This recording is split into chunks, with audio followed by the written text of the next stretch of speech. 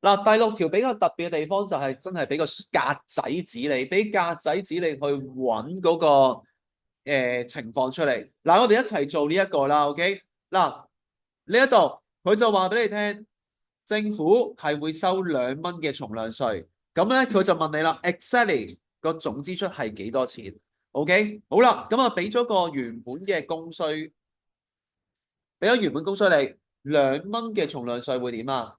喐嗰條 S 啊嘛，係咪？我哋話佢向上移嘅。好啦，咁究竟即係新嗰條 S，我點樣 plot 出嚟咧？翻原始啊。譬如呢個均衡點係40嚿，賣緊5蚊，係咪？咁所以喺40嚿嘅時候，而家又埋稅，應該賣緊幾多錢啊？7蚊，係加2蚊啊嘛，佢上騰咗2蚊。咁所以新嘅嗰一點喺呢度。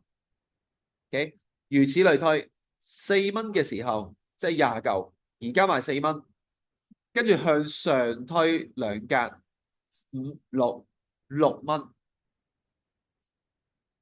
，3蚊嘅時候向上推2格，蚊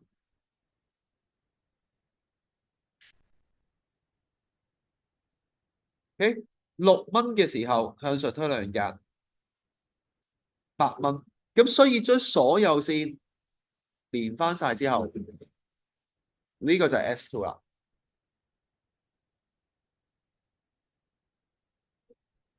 咁樣就係我哋嗰條 S2 係咁嚟噶嘛？我哋話每一個數量嘅時候，佢因為要加多幾多錢嗰啲稅，加埋個稅就係一個新嘅價錢。咁將每一個數量呢啲價錢咧連起晒，就係條 S2。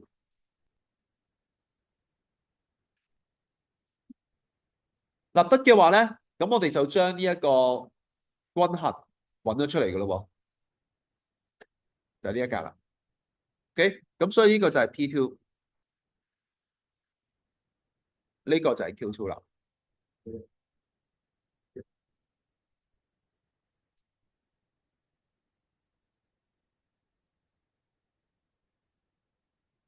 好，咁所以成個消費嘅總支出就係6乘以20，120B。